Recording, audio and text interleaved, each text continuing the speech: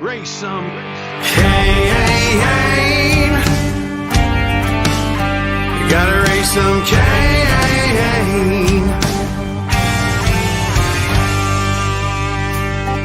In the heartland where the faith runs strong, we've seen the shadows growing long. Watch those around us be deceived. Yeah, the fight is at our doors, no matter who we believe. Corruption, lawless day and night, we'll speak the truth into the light. We'll bring the battle, heed the call, watch the whole thing fall. We gotta raise some Cain, show the lies, break some chains and make things right. Feel the power, be the change, time is now. We gotta raise some Cain.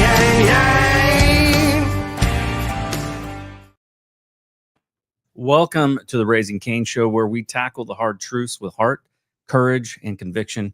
I'm your host, Nate Cain, and today's guest embodies all three. Sergeant First Class Todd McKinley, U.S. Army retired, served over 20 years with distinction, earning the Bronze Star, deploying to Iraq and Afghanistan, and working 6.5 years in the White House military office with top-level clearance. Now he's an author, advocate, and public servant, fighting for veterans through his powerful new book, Those Left Behind. We're going to have a very deep dive into this issue of veteran suicide and what can be done to prevent it. And we're going to have some, it's going to be a very personal night. And but because of that, I don't want to have our conversation interrupted with commercials. So I'm going to run those now. When I come back, I will have our guest on and we will get into it right away. So stick with us. We'll be right back after a short break. It says, I woke up this morning and looked out the door to a country I don't recognize. They put masks on our face to hide our pain, and there's no fire in most people's eyes. And it's still true today. It's still true today that they've tried to destroy the American spirit. And in some instances, they've done a dadgum good job. But in other instances, they have lit an inferno in some people. And we right now are gathering some of those people that are on freaking fire to save this country.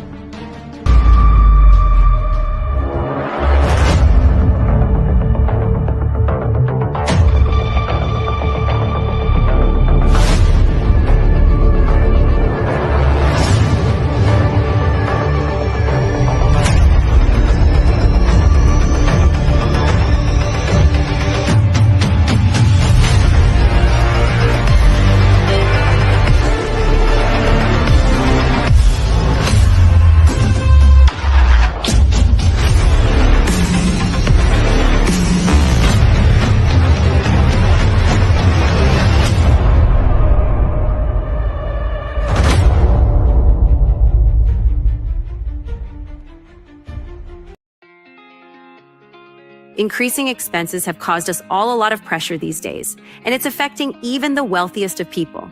Most have lost their sense of security, stability, and even hope for a strong financial future. The game plan of everyone in your cell phone has likely been disrupted or even hardcore stopped, and most are looking for a creative solution to regain financial momentum. Oftentimes, life's best solutions are the simplest. But first, a question. What is something most people think they should own but don't? Crypto, fine art, real estate? Nope. We are talking about real money. The kind kings and queens fought for and large institutions today buy in mass. We're talking about gold and silver, assets that provide confidence in tough financial situations. So the question is, do you own any? If you don't, you're not alone. Most people aren't maximizing the power of precious metals because it's just been too complicated. And even though they see advertisements about gold and silver daily, they don't really know who to trust. That is, until now. The bottom line is that buying gold and silver doesn't have to be complicated or scary.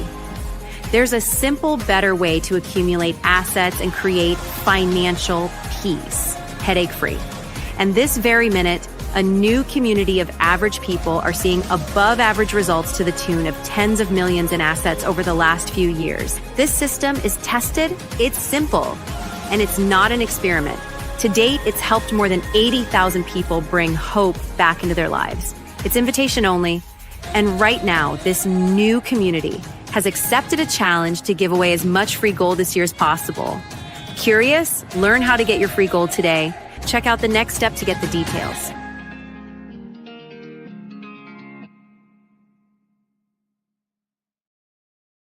Welcome back to the Raising Cain Show.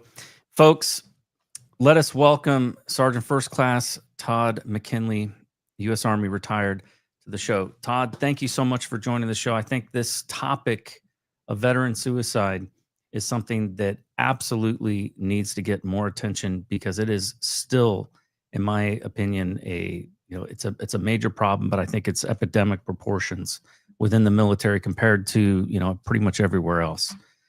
Todd, you wrote a book, Those Left Behind, Veteran Suicide, and My Late Best Friend, Brad Bush.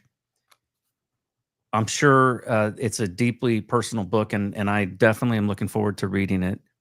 But tell me about that book. What inspired you to write it? And tell us about your friend, Brad Bush. Yeah. Well, Nate, thank you for having me on your show. I appreciate it. And, I appreciate your service as well in the Army, fellow Army veteran. Of course, Brad was an Army veteran. That's how we met. He was our class leader in AIT down at Fort Gordon back in 1996. And that's how we met. He was a prior service guy. And so he had a little bit of knowledge about the military. And of course, I love the military. I felt I was going to make it a career. Even at that point, early on in my career at 18 years old, I was like, this is going to be a life for me. And he helped guide me through, AIT and all the different tricks, say the drill sergeants would do. He's like, here's what they're going to say and do it. Here's what's going to happen. And I'll tell you one funny story. And this is in the book. This was just before graduation of AIT. He rented a Lincoln Continental, and he's like, hey, we're going to go to Hilton Head. I said, sounds good. He signed me up. But of course, being an initial entry soldier, we didn't get the weekend off. We had to do detail and all this stuff. He said, here's what you're going to do. He said, you're going to go to your room. And on the outside of the room, he had a little grease pencil, your name on it. He said, wipe it off. He said, take everything off of your bed, put it in your wall locker, lock it up. He said, you won't get caught. The other two roommates, well, they decided to make it look like they were sleeping in there. And of course, they got caught and got an Article 15 and additional duty just before graduating. Nothing happened to me. No problem. And of course, that's Brad Bush. He always had an angle to get something, to get somewhere, whether it's getting into a club in Las Vegas, when there's a line a mile long, he always found a way to talk to the right person to be able to get in. And of course, that was Brad Bush in a nutshell. Improvise. Absolutely. Yeah, I met many of those types. In fact, that's funny. I was at Fort Gordon myself. Yep. Let's see, when was that? That would have been 1997. Okay, so right around the same time. When I was there. So right. Yeah, about the same time we graduated. The A school there, getting yeah. That was so. What was your MOS? What was the job that you were doing? 31 Romeo was my original MOS, telecommunications, multi-channel transmission operator maintainer, and then from there went to 25 Whiskey later on.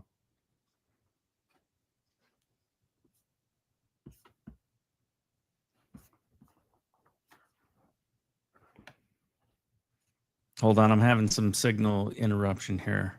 Yeah, I didn't know if it was on my side or your side. Say that one more time for me. Sorry about that. Yeah, so I was a 31 Romeo initially. Yeah, I'm not sure.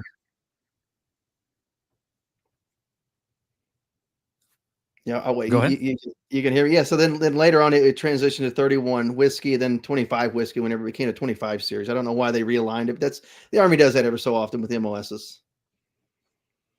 Enjoyed my time. And of course, writing the book, Brad committed suicide Christmas Eve, 2017. And, I started writing the book a couple years ago, and it was like, I need to tell the story. And I equate it or kind of inspired by the American Legion's Be the One program, which I got my shirt on here right now, which is a program to end veteran suicide, raising awareness, if you will. And of course, teaching people how to actually reach out to people, identifying signs of suicide or somebody who's maybe suicidal, which applies not just to veterans, but applies to civilians just the same. And of course, I thought, well, I should tell the story how we met, became best friends. And of course, at the same time, put in there some information of how people can reach others and of course, recognize those signs and things that you can do to help intercede, if you will. And maybe you might save one life, you may save multiple lives. And I thought, I got to finish this book. I sat on it for 2 years or more after having completed maybe a couple of chapters.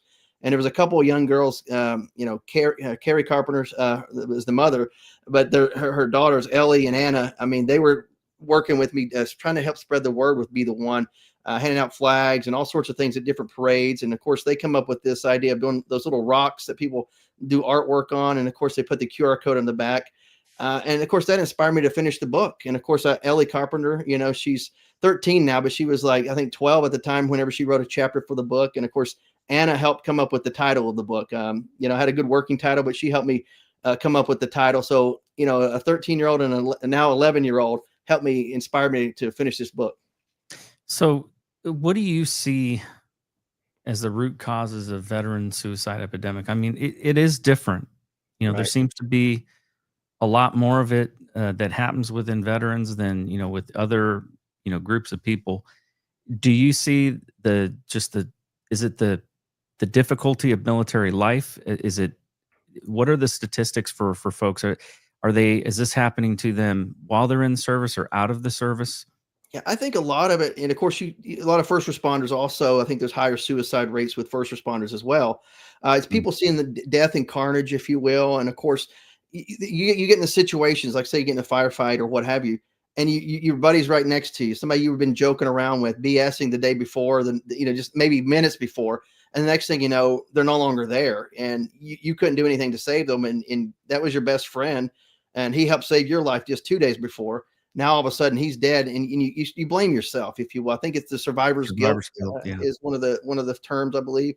So I think it's a lot of that, a lot of guilt, and of course post-traumatic stress gets people, and people that suffer from post-traumatic stress. Again, I'm not an expert on that. I don't want to pretend to be, but they're not thinking rationally. People that suffer through mental illness, whatever, they're not thinking rational, and of course they start to dwell on certain things, and of course the next thing you know, they think the only alternative is just to go ahead and take my life and end it because I'm not worth anything. And people need to realize these folks are worth something. They have a lot to contribute, and checking out a life before your time is up. I mean, you're doing yourself a disservice. You're doing everybody a disservice. I'm not trying to harp on anybody who's committed suicide or maybe feeling suicidal, but we need you around. There's a lot of stuff that you still have to do in life. And of course, there's a lot of young kids maybe that look up to you, that can learn from you. So, think about that before you decide to do something. Then, again, not an expert on this, but there's a lot of different reasons. TBI, traumatic brain injury, could also be a part of it. Military sexual assault trauma, which a lot of people have been sexually assaulted in the military.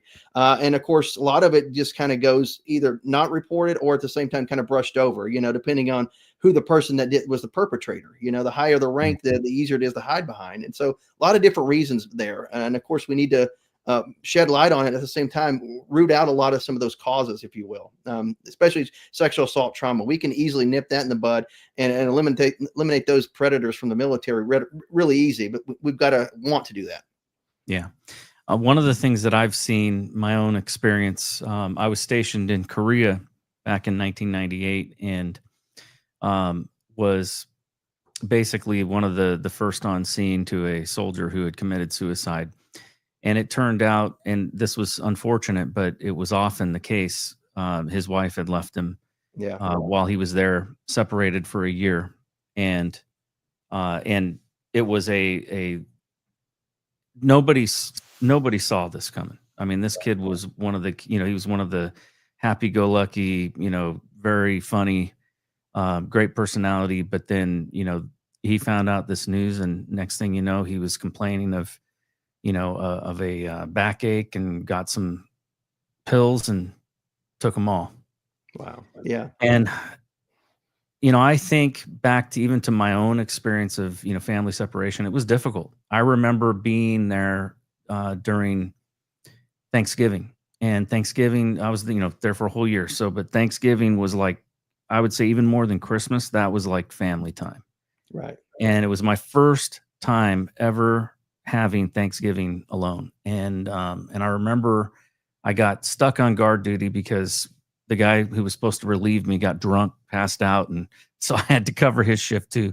By the time I got to the NCO club where they were having all the feast, everything was gone except for some cold green beans. Oh, wow. Yeah. You would think like something like that. Right. it's not that big of a deal, but man, it was a big deal to me. I sunk into a massive depression after that. Yeah. And some NCO failed you right there. I mean, he should have brought you a plate or relieved you for a period of time. The sergeant of the guard should have relieved you and let you go eat, and then you come back, something like that. Hopefully that other person got an Article 15. Well, I ended up sinking into depression after that, ended up falling into a drinking habit. And I think that's the other big problem and big factor, right, in the military is there's a huge problem with alcohol dependency. Right. Thankfully, it was a chaplain that kind of saved my life and got me back on the straight and narrow. I'll never forget. He had stopped me outside one of the bars outside the base, and I was clearly inebriated, had 2 beers, and one in each hand. Yeah. And he tried to ask me what I was doing drunk in public, and I said some choice words to him, not knowing who he was. So he ordered the gate guards to basically take me back to my room and make sure I stayed there. Right. Didn't go on the blotter report. I didn't get busted down or anything, but I saw him the following Monday, and I'm walking down the hall in the headquarters building, and here he comes down, and he's got a chaplain's lapel. And then I felt really bad. Yeah, like I cursed out a commissioned officer. You're like, uh-oh. Yep. And he was a major in the Army, and he said to me, he goes, how's it going, wild man? I said, I'm doing all right. I'm doing all right, Padre. And he said, what are you doing for Christmas? And I said, probably drinking. And he said, how about coming to my house and having Christmas dinner, at my place with my family? Nice. So I took him up on it. And there was probably about 12 of us soldiers that he had, kind of identified as needing that family, environment. Right. And we sat down, introducing each other around the table. And the guy sitting to my right introduces himself by his first name, which is Vet. And I'll never forget because it's such a unique name. But he says, "Yeah, I'm the alcohol and drug dependency counselor." And I look over the chaplain. I go, "You dirty dog, you dirty dog." We all laughed, and we had a good time. And Vet ended up being, a huge help to me and a great resource. And a lot of what we did was just kind of group counseling and talking. And once you realize you're not alone, right? The struggles that you're dealing with, that's a huge help in and of itself. But that was a tough time. That family separation was really tough. And I never served in combat, but I've known a ton of people who have. And I don't know anybody except for maybe some special operators that it's like, I don't know, it's just in their blood, they can handle it. But most people who I've met who have been in combat and, and that wasn't like they didn't train, all the time, to be in those types of combat situations. Right. They come back scarred and wounded. There's no doubt about it. Well, with the special operations community, the suicide rates are still basically the same as, not conventional side of the house. But, they're smaller units, if you will. And of course, they're closer knit, like you talked about the first name basis versus the rank, you have more of that. So you have more camaraderie, more brotherhood, if you will, more sisterhood in that type of community. And so you probably, they take care of their own a little bit more, I think, maybe the big army, as we used to call it, right? Which kind of can say, oh, well, we have somebody else, we can just get rid of you. They toss you out of the military without addressing any of the problems that you got, any of the bad habits, if you will, drinking or whatever. And of course, I've told people about some of the old barracks parties back in the day, and it's like it make college kids like blush, like, man, you guys are drinking that much, Well, we had in our barracks I was down in Wagon, but they had vending machines, in the barracks that dispensed beer. I have never seen anything like that until I went to Japan, and they were like on the street. Oh yeah, because it's a real drinking culture there, but yeah, that was my first experience, in that situation. And the pressure to fit in and the pressure to be a part of your unit and to be connected is so strong that, it's funny. I went all throughout high school, never struggled with, with the drugs, never tried them, none of that.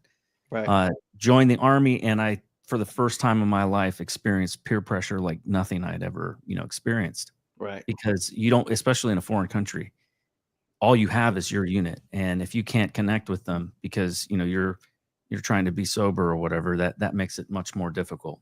Right. If you're going outside the base, and my first duty station was Germany. I had a couple of different units I was in there. First was in Darmstadt, then the second was in Kitzingen, all within a 2-year period. And of course, a lot of drinking, a lot of all that. But I made it a point to kind of learn some of the language so I could go out and mix and mingle, if you will. So I didn't have to sit around and drink. And of course, I wasn't a big drinker back then anyway, not that I am now. But I really didn't like beer or anything like that or hard alcohol. But occasionally I'd have a beverage, but not much. But I was more the guy who wanted to run and go exercise and stuff like that because I planned on having a career. I didn't want to, just give it all over to alcohol. And I saw a lot of NCOs, that weren't really much older than I was, really mid-20s at the time. And you saw some of those guys look all haggard, like they were probably almost 40 years old because they just drank so much. They destroyed their bodies. And it's like, I didn't want to be that. I want to be an asset to my unit, to my, my buddies to my left and my right, at the same time to myself in the long run. Well, you were one of those crazy lifers. Yeah, absolutely. Yeah. And so I was like, I got to run. I got to exercise, got to go to the gym. I got myself in pretty good shape. I weighed like barely 150 pounds, bench pressing almost 300 pounds. And I was like, that was pretty good, almost twice your body weight. So that's interesting. So there's a lot of studies that have come out that show that exercise is extremely beneficial for mental health. Yeah.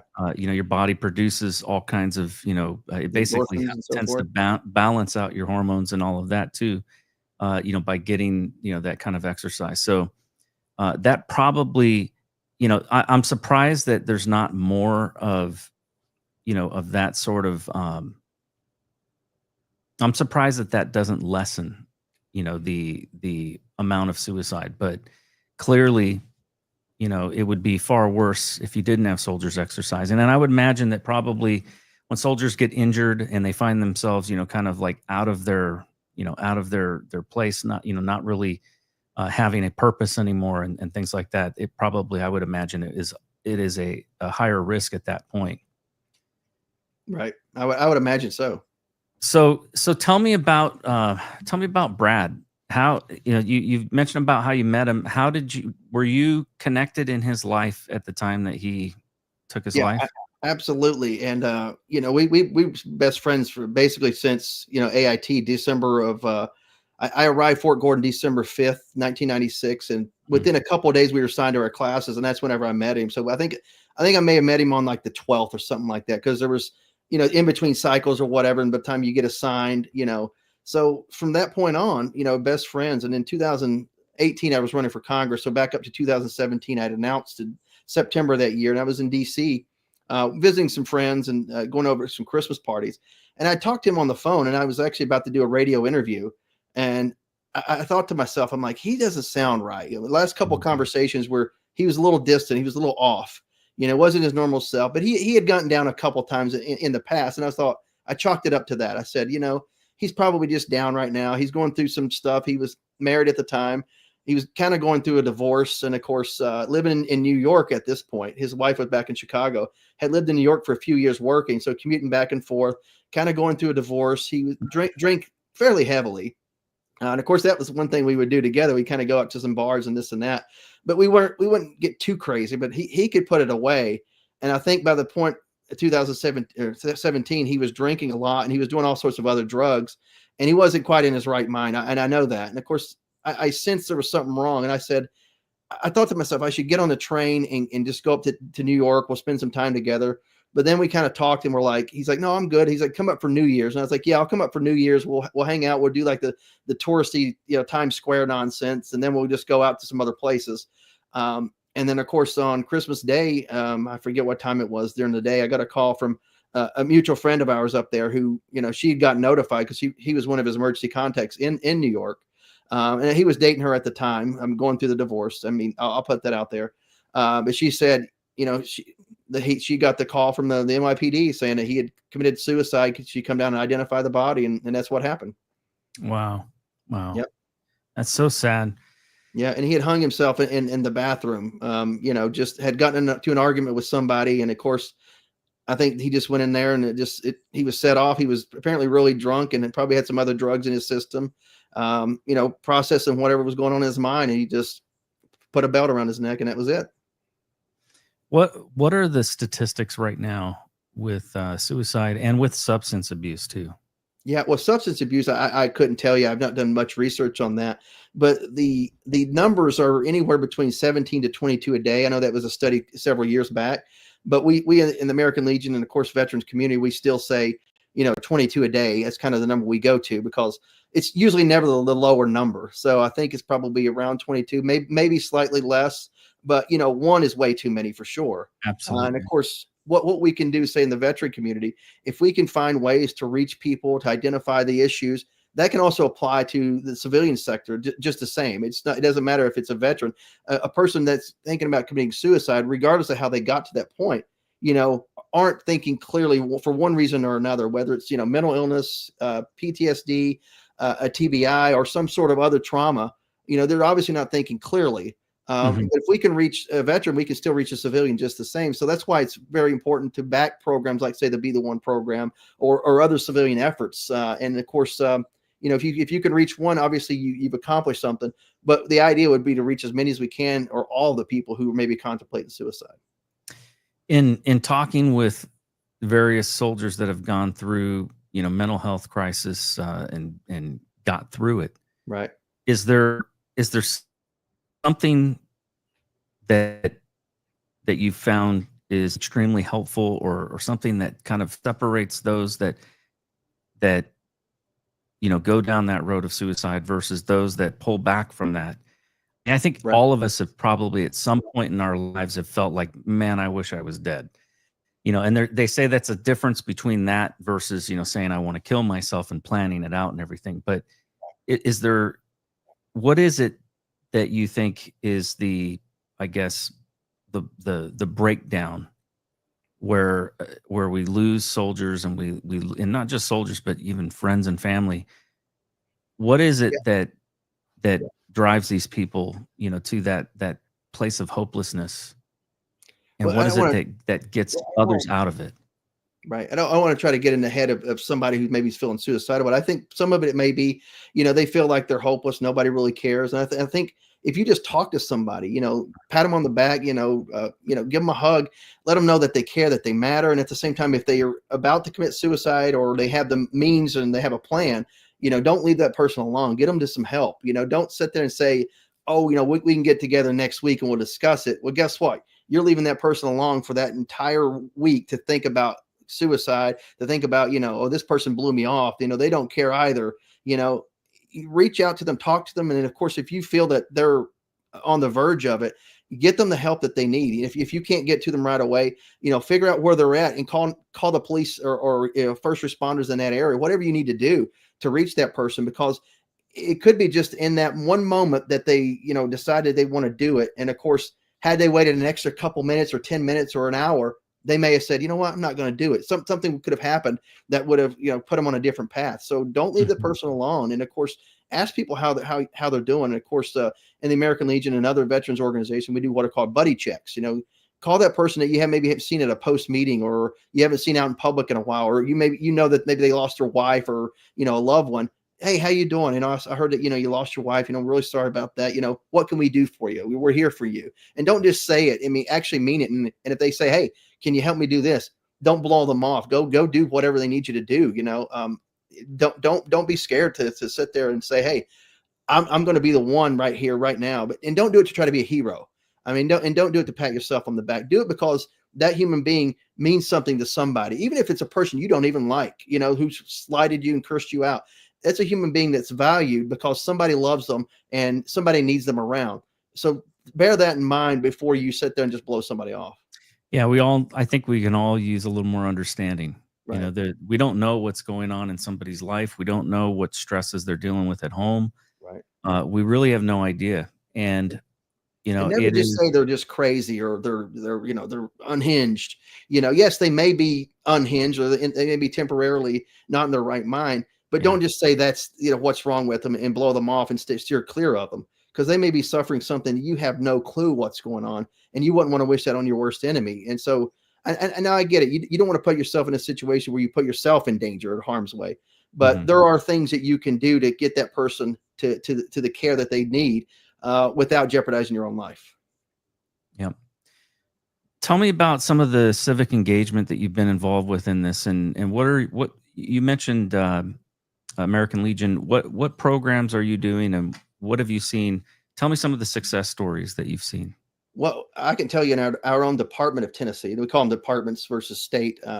We've had several people that are, quote, the one that have talked to people, peer-to-peer counseling, if you will. I know one of our posts in Sevier County, Sevierville, they have a peer-to-peer counseling group that talks with veterans on a regular basis, that sit around, have these round tables, and it's undivided attention. You're talking to that person, you're having those conversations. So a number of instances over the past couple of years where several of our members have actually talked people out of suicide, gotten them the care that they need, to include people that were in other states, that he talked to them on the phone, and just talked them down and got them the care that they need. And the person, they come back after a while and say, I was within minutes or within hours of actually killing myself. They had the gun ready. They had whatever material that they needed to kill themselves. They had a plan, and they were talked down. And just because somebody said, hey, I care about you, you're important, and we're going to get you to the care that you need. And guess what? You're going to come back even stronger after this. And of course, several of those stories across our state. Yeah. No, and that's got to give I think a sense of fulfillment in what you're doing, because I think that's the thing that, for me, when I look at these types of situations, oftentimes, and I've had a couple of friends that have taken their lives. Yeah, and one of them was in my wedding. Ooh. And was really sad was that we were like this, back in junior high and high school. And then we just kind of drifted apart, and I found out later.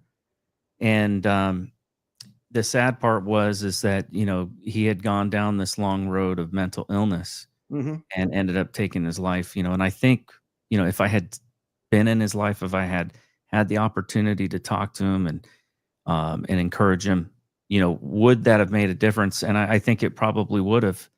I think, that, like you mentioned, when people get isolated and they get alienated from others, I think that's a lot of what drives that. No, absolutely. That is true. And of course, being pawned off or being slighted, like, oh, they're just this, they're just that, let's steer clear of them, oh, they're just a druggie, or they're just an alcoholic. Now I get it. If you had small kids, you don't want them around stuff like that. But you as an individual, adult, there's a lot of things you can do. Again, don't put yourself in harm's way. But there's a lot of resources that are out there. It's just a matter of doing just some slight research. We have, I'll pull up my phone here. We have, supercomputers in our pockets, and what do we use them for? Playing stupid games and, posting nonsense on Facebook. Like, everybody's an expert on Iran right now. Oh, we're experts on defense. We're expert on everything. Right. But they don't use it for research. And we have, basically the humanities, information that we've collected over the centuries available at our fingertips for the most part. You have access to museums, dictionaries, all sorts of things. You can look up, whatever it is, how to spell a word, or, ancient Rome history or ancient Greek history. But we're not using it for stuff like that. We're using it for, nefarious means or just mindless entertainment. Do a quick research on some local resources that are available. I dare say most people in their towns and communities probably have something or some entity that they could reach out to, whether it's the American Legion, a VFW post, or what have you, or even another nonprofit, a civic group that can probably get you in the right direction or get the help that you need, even though you as an individual may be out of your depth and not know what the heck you're doing. You don't have to be an expert. Really, you don't have to be an expert to be able to identify some things that aren't right. You know what your best friend or your people that are in your circle, people you work with, how they act on a normal basis. So whenever they start acting a little off, maybe pull them to the side, say, hey, how's things going? Everything all right at home? Anything I can do for you? And sometimes just that act of letting them know that you care, that you notice that there's something wrong, may steer them in that right direction and get them off the path of, maybe committing suicide or doing something detrimental to somebody else. When you, if for those that want to get involved and would like to, join a group that is helping veterans like this, do they provide any kind of lay training and that sort of thing for, people that would like to, maybe help out with counseling and that sort of thing? Absolutely. Well, again, I'll go back to the American Legion with Be the One. If you get a chance to Google or whatever your favorite search engine, whether it's Ask Jeeves or Bing, whatever, Google American Legion Be the One, and that'll steer you to a lot of resources. We do regular Be the One training. We had one a couple of weeks ago at our department convention. Well attended. We had an expert come and give that class. Also, the American Legion partnered with Columbia University. And I know they got a bad name or bad rep with some of the most recent protests, but I'm going to tell you, their Be the One program in their classes is top notch. It's helped a lot of people, saved a lot of people, and in fact, taught a lot of people who thought they knew more about the subject a lot of things that they just didn't know. They thought, well, I got it, I understand it. I read through a pamphlet or whatever, and it's like there's so much that you just don't understand or don't know that they get into the weeds on it. And we offer that on a regular basis, whether it's in person or through social media like this, Zoom training, etc. So there is training that's out there available. It's not going to make you an expert or anything like that, but it's going to give you a lot of tools for, I hate to say this, for the toolkit that you can use to go out and help people, whether it's a veteran or just a regular civilian who maybe didn't serve. Another thing we have is the American Legion Auxiliary. Maybe you don't qualify for membership in the American Legion, but guess what? You may qualify to be a member of the Auxiliary or Sons of the American Legion, which is another program that we have within the American Legion to support these things. Yeah, no, that's a very good point. One of the things that I think that a lot of people, that maybe know somebody that they think is hurting, and they're afraid to talk to them because they don't know. They don't want to say the wrong thing.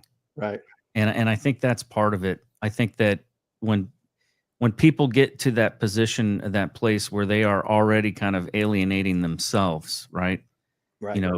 Pushing away, that right there is probably the first sign of a cry for help. I think that where we need to engage more and not just leave them to themselves.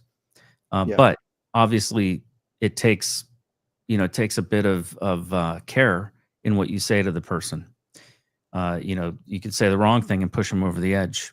Right. Yeah. Just don't approach them in an aggressive manner, or, don't allege anything. Don't name call, don't say, oh, you're just, I don't want to use a curse word, but you're a sissy or whatever, don't do stuff like that. Or you're stupid, they're not stupid people. They're just not thinking clearly in the moment, for whatever reason.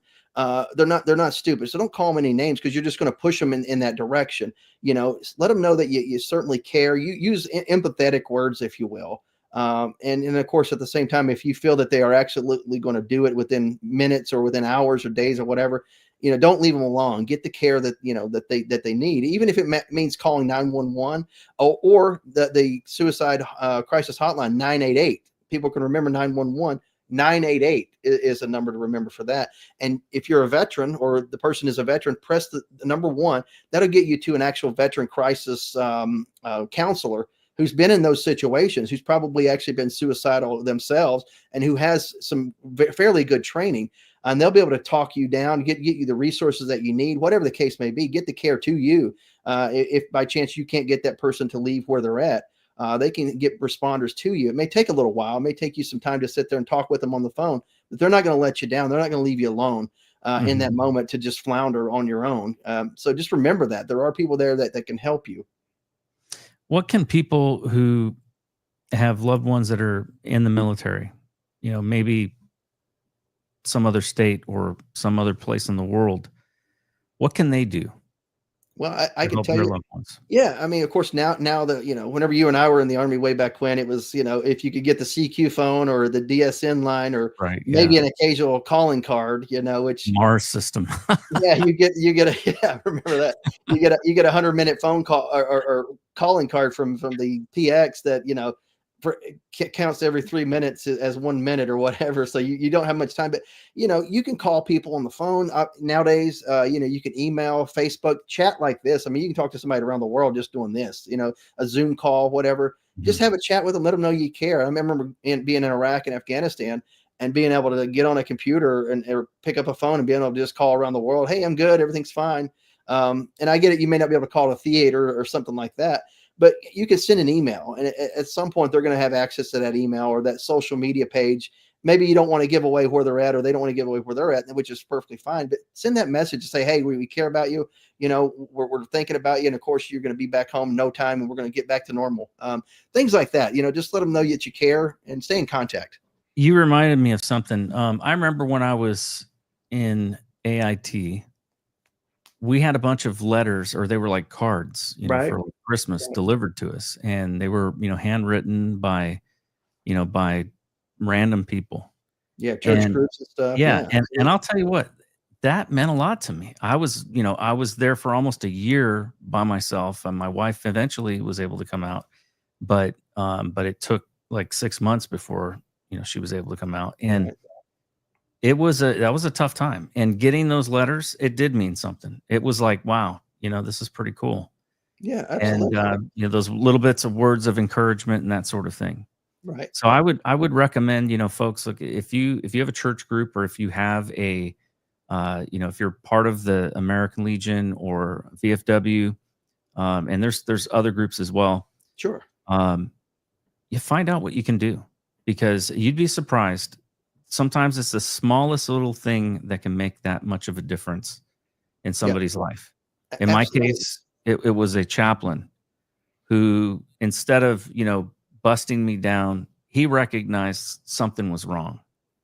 And I was, extremely depressed and missing my family. And, and this was during a time where we didn't have access to the internet. I mean, the internet existed, we had email, but the barracks that I lived in, all of the fiber lines were broken. So none of us had access to the internet.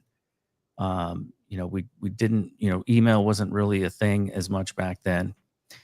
And I remember getting a MCI calling card that I think my first month's bill was like $500. And I was like, well, I'm never doing that again.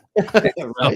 So, and it's funny though, you were talking about, being able to get a DSN line.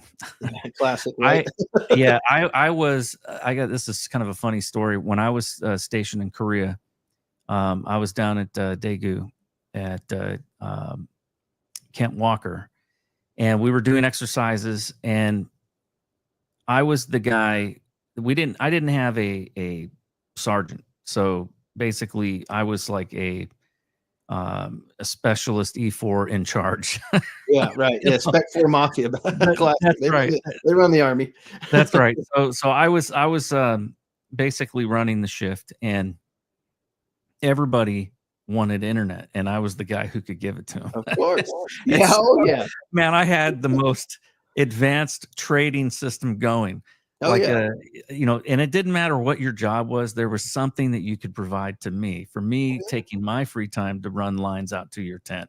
Yeah. And I've had colonels and majors and all kind, and sergeants majors come to my, little area and they take their helmet off. Hey, I was wondering if I can make a quick call home. And like, they're very nice and polite to you, because you could say no and like, yeah, no problem, Sergeant Major, no problem, Colonel. And of course, you get the little challenge coin afterwards. But yeah, they know how to talk to you. Yeah, I had that. I did. I basically, the best one was I had to carry, because I was the lowest ranking guy in the ops tent. I had to carry the fuel, and it was wintertime. It was freezing cold. We had those potbelly stoves in there. Yeah, I remember that. And I had to, basically, hump 2 cans of fuel from the other side of the base, or well, I guess it wasn't the base, but it was the tarmac where we were doing our exercise. Right. And it was a good mile. Yeah. And I didn't want to be carrying two drums of alcohol, of JP8, across the tarmac.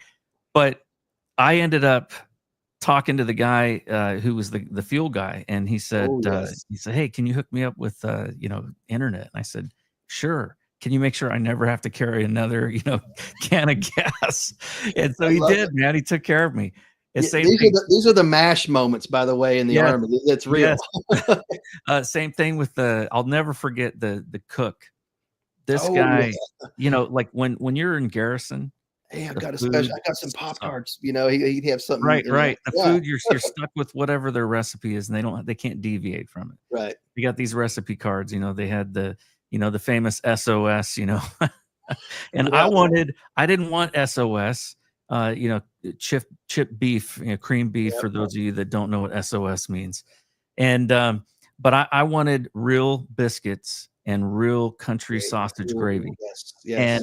And so the guy wanted internet, and I said, can you make me some like cheese biscuits with some country gravy. And he said, no problem. And he did it, man. And the whole, everybody benefited from it because he made it for, for everybody. But that was pretty cool. Yeah, we had our cooks when we go to Grafenwehr on a regular basis, those 30-day exercises in the middle of wintertime with snow, 3-4 feet sometimes. Yeah. Yeah, that cook come in handy. He'd come over in the evening, do a DSN call, no problem, and next day you'd have a little something extra for breakfast. I'd love it. Yep. That was a life in the field. I enjoyed that more than garrison time. Good the garrison camaraderie time out in the field too. Good camaraderie in the field. Absolutely. And you had purpose and you had a mission, and it didn't feel like you were just, doing you basically were from sun up to sundown. You were busy, doing, or whatever your shift was, you were busy doing it. And you didn't have a whole lot of time to think, a whole lot of time to, get depressed and think about how terrible your life was or any of that. So that was one of the things I enjoyed about it. Yeah. I loved the time in the field. Yeah. It was a good time. And of course, you got to know people on a different level, a far different level than you would say in garrison, for sure. Well, speaking of the military, they've had obviously some major changes that have occurred under the new administration, and it looks like their recruiting numbers are, the best they've been in a long time. Mm-hmm, absolutely. There's a lot of people that are looking to the military, as being an option for them. It was an option for me. I did not. I went to college and then I dropped out, and I saw the Army as an opportunity for me to learn a trade, learn a career, and get some training. And it taught me a whole lot more than that. I got discipline as well.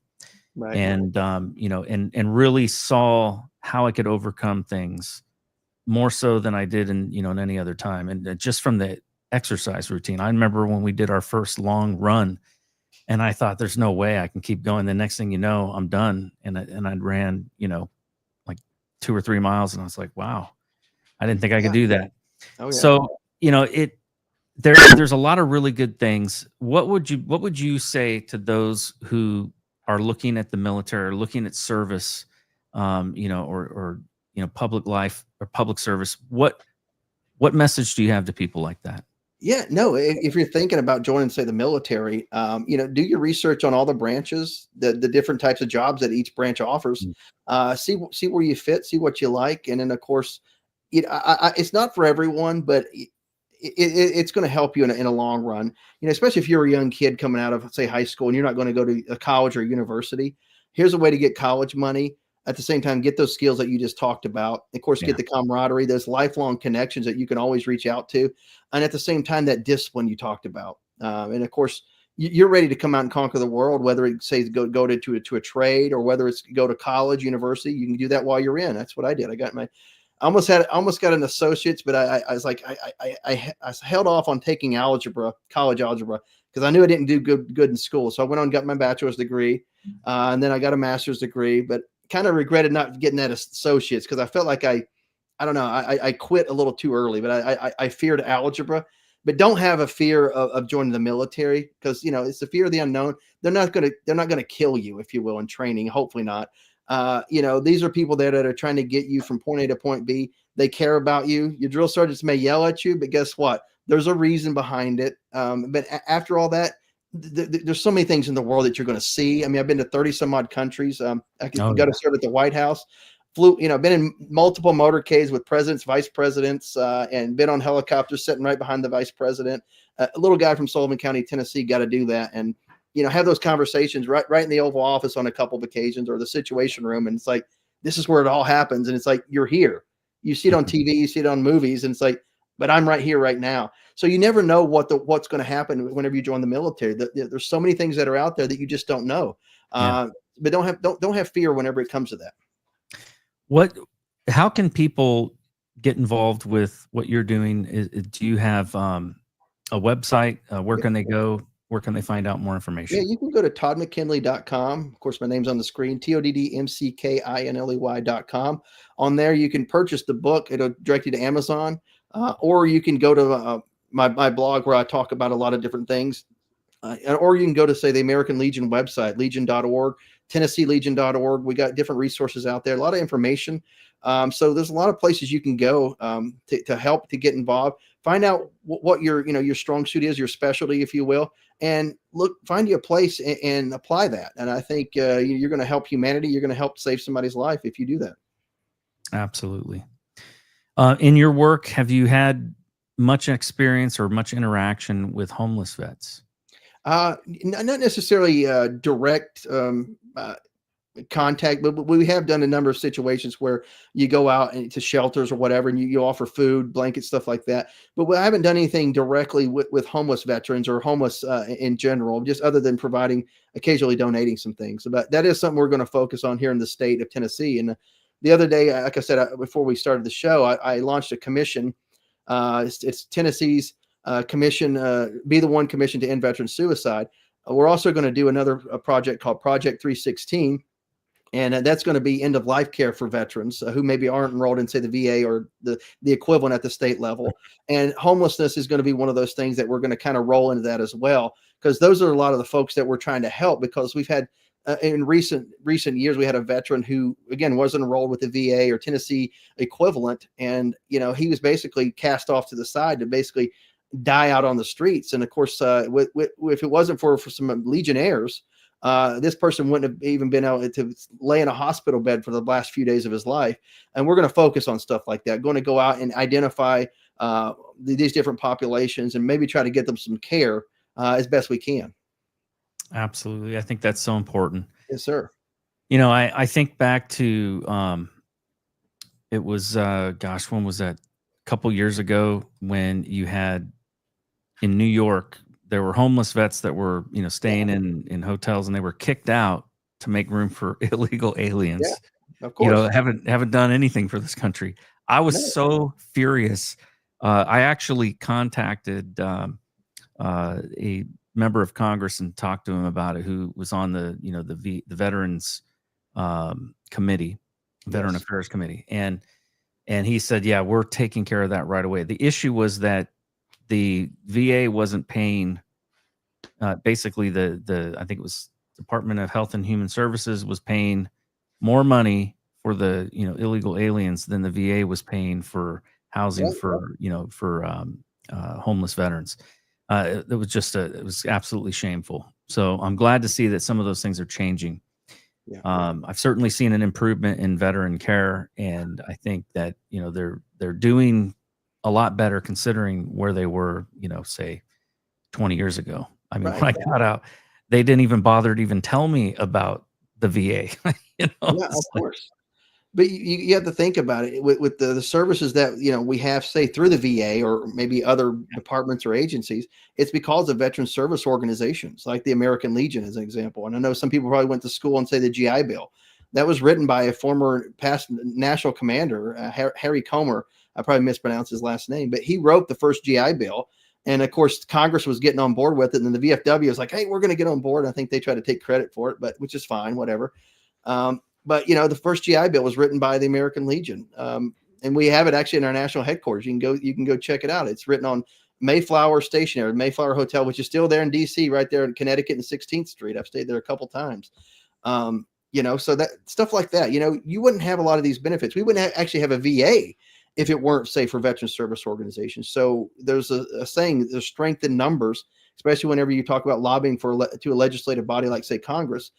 They look at the membership numbers. They look at how many members are in your state or in your district, and they say, should I take this group serious? And whenever it comes to, say, the American Legion or the VFW or whatever, they're going to take us serious because we have a lot of members and we're on the right side of the issues. I'm not talking about right or left, but we're on the right side of the issues. So join these organizations. Even if you can't be active, join, lend us your number. That way we can have more strength whenever we go lobby on your behalf. Absolutely. And that is a very important thing that these groups do, is they are down there in DC. I've met several of them when I've been down there talking to folks, and you see the different veterans organizations that are going around talking to members of Congress, ensuring that those veterans are being represented.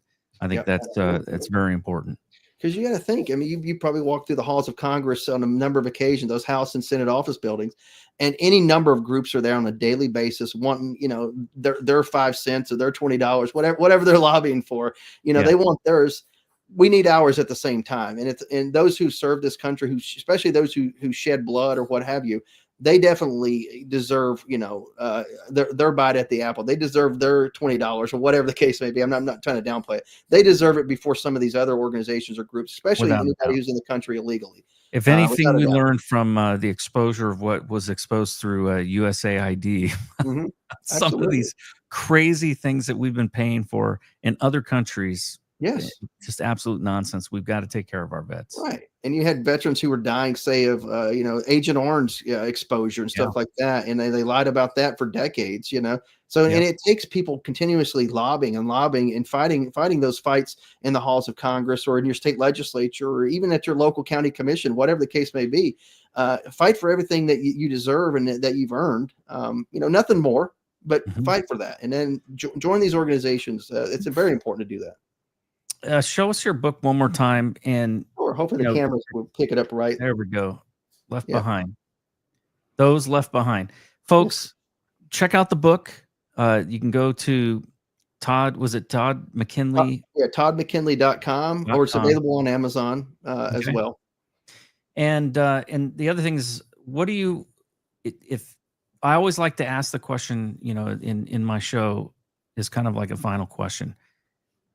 We've talked about a lot. What is the most important thing that you want people to take away from our conversation? Takeaway is, human life is very important, because once they're gone, that's it. They don't come back. Whether there's even if there's reincarnation, which I don't know if you believe in that, but even if there is, they're not coming back as the same person. It's not, your best friend's gone forever. Your loved one, or even that person you don't like. Guess what? They're gone forever. And who knows what would have happened? You may have formed a great friendship out of the person you dislike. So you don't get a chance to make that up, so reach out, let people know that you care. Even if you don't get along with them, say, hey, your life still matters to somebody, even if we're not getting along at the moment. Absolutely. Well, I want to thank you for your service, your advocacy, and your raw honesty today. Folks, grab a copy of Those Left Behind at toddmckinley.com. Share this episode to spread awareness about veteran suicide. Like and subscribe. Join us so that you can find out about other shows that we got coming on. I want to thank everybody for listening to this show. This topic is near and dear to my heart. Like I said, I've lost at least a couple of friends that weren't in the military, and I've known a few people within the military that have committed suicide. Nobody should know that many people that have committed suicide, but it is absolutely a tragedy that I believe is preventable. And one of the things that I recognize is that while we, should do everything we can and do our due diligence to learn and to engage and to find out what it is that we can say and do to help others, it doesn't hurt to ask from help on high. And I always like to close my show in prayer in acknowledgement of that our founders understood the concept of providence. So I'm going to go ahead and do that now. Heavenly Father, I thank you so much, Lord, for Todd and what you're doing in his life, Lord. And I thank you for the mission that he is working on. I pray that you would give him great success in it and that you would save many lives through him. I pray, God, that you would wake all of us up to those that are around us, that are hurting, that need an encouraging word, that need somebody to show that they care.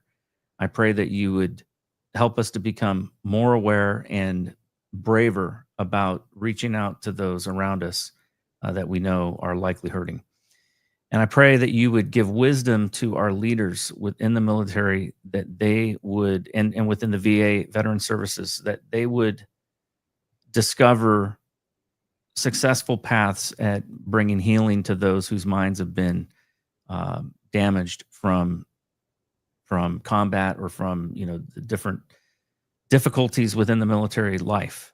I pray, God, that you would bring healing to many who are still suffering from PTSD and from trauma. We ask this in Jesus' name. Amen. Amen. Thank you, sir. Thank you. Thank you for coming on the show and sharing this with everybody. I really appreciate it. God bless you, and God bless America, and God bless our troops. Amen. Take care, my friend. And hopefully we'll have you on our show, The Common Sense Conservatives, very soon. Absolutely. You take care. Bye-bye. Raise some Cain. You gotta raise some Cain.